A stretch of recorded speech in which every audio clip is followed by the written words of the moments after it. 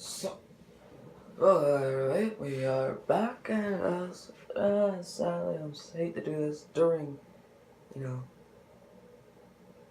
the NHL entry draft, but I have to do it. So, obviously, right there, you see on your screen, Ilya Kovalchuk. Yeah, that's right, boys. Uh, Draft's going on. Hopefully, there's going to be some trades. Nothing has happened much, but this is probably, I think, the biggest thing happened. Ilya Kovalchuk signs a 3-year deal to the Los Angeles Kings. The cap is unknown. We don't know how much he's going to make for 3 years, how much in total per year he's going to make. Right winger, obviously. So, personally, right now, I think this is a good trade. Good signing. The LA Kings get Ilya Kovalchuk, 3 years. So he'll be 37 by the time his contract is done, or 38. That's what scares me the most, is that his age is 35, and that he hasn't played for 4 to 5 years. But, you never know. His career stats, 816 games played, 417 goals, 399 assists for 816 points. So he is a point per game player, so he's known to score, and that's really what the Kings needed. Took a look at what happened with them this year. They made the playoffs, and that's great and all. But they got swept in first round because they just couldn't score. They scored 3 goals in just 4 games against the Vegas Golden Knights. Yes, I know Marc-Andre Fleury is, yes, a great goaltender, and they have a okay defense, but still, 3 goals in just 4 games? Like, your offense was nowhere. I mean, your defense and Jonathan Quick stood on their head for you guys, and Ilya Kovalchuk will provide that offense that team needs. Again, however, though, it has been like 4 or 5 years. Will he be the same player that he was then? That's the big. The last season he played, I believe, was the lockout year, 2013. He played for New Jersey.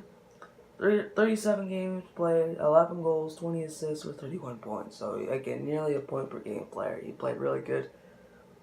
Again, to me, right now, by the looks of it, it looks like it was a great signing by the Kings.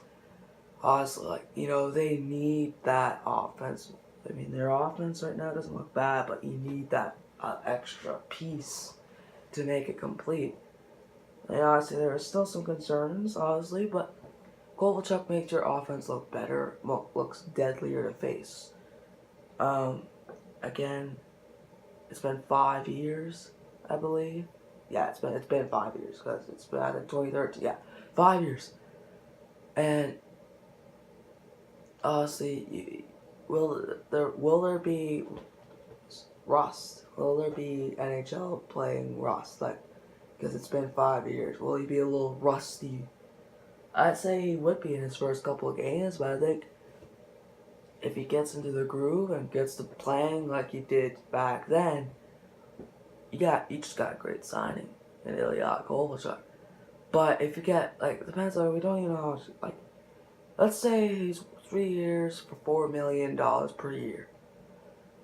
Right? Let's say he's 3 years for 12 mil. 4 mil per year. If you get, Ilya Kovalchuk, let's say he plays 70 games next season and gets 80 points. For $4 million, hey, not bad. You got a pretty solid player for that. But let's say he gets about 30 points for $4 million. It's like, it could just be this season. It could be next. He has a solid season next year. But honestly, that's the thing. We don't know how much cap he's signed with. It could be great. Like I said, 4 mil and he gets 80 points in 70 games. Pretty solid. But it could be like 4 million, 70 games played, or gets 30 points. That's where it's like, okay, did you guys make the mistake? And the question honestly is, where does he fit the Kings lineup? Right now, I'm gonna butcher probably a couple of these names. I think it's just this one. Iafalo. Sorry if I butchered that name. Kopitar and Brown. Pearson, Carter and Toffoli. Ryder, Kempe, and Lewis. Clifford, Thompson, and Mitchell.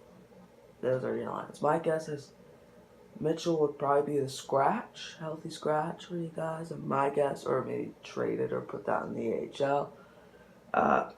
I'd say Lewis or Brown. I don't know where you put this. Lewis maybe on the fourth line, Brown on the third line, Toffoli on the second, Kovalchuk on the first line. Just think of how this sounds. Ifalo, Kopitar, and Kovalchuk.